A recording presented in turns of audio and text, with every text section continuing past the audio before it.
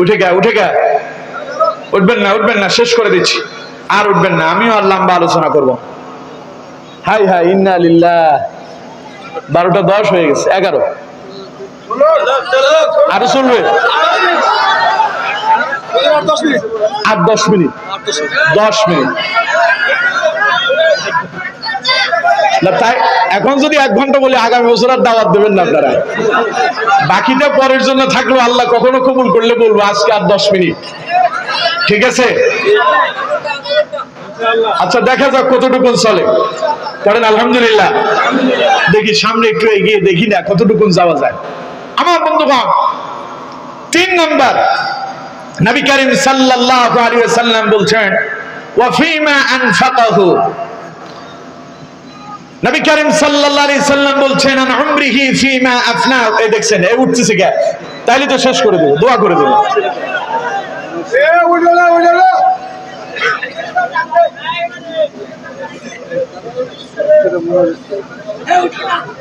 জি আমার বন্ধুগণ, একটু আপনারা ধৈর্য ধরেন, খালি অনুবাদটা করবো, আর আগাবো না, অনুবাদটা করে দিচ্ছি।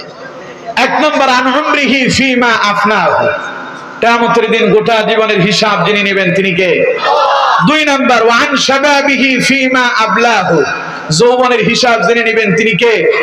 3 নম্বর, ওয়া মালিহি মিন আইনা ইকতাসাবাহু, কিয়ামতের দিন তৃতীয় প্রশ্ন হবে, বান্দা উপার্জন যে করছো, বাড়ি করলা, গাড়ি করলা, মার্সিডিজ গাড়ি, ডুপ্লেক্স বাড়ি, 10 তলা বিল্ডিং, বেগম পাড়ার বাড়ি, কোথা থেকে টাকা পাইছো? হিসাব দাও। কে প্রশ্ন করবেন? আরো জোরে বলেন, কে? হিসাব দেওয়াটা কঠিন না সহজ? আরো জোরে বলেন, সহজ না কঠিন? আল্লাহ পাক জিজ্ঞাসা করবেন, ওয়া মালিহি মিন আইনা ইকতাসাবাহু, সম্পদ কিভাবে উপার্জন করছো? আপনি এবার বলবেন, আল্লাহ আমি তো গার্মেন্টসে চাকরি করছি, মাথার গাম ফায়ে ফেলে দিয়া কর্ম করে টাকা উপার্জন করছি, হালাল পন্থায় উপার্জন করেছি।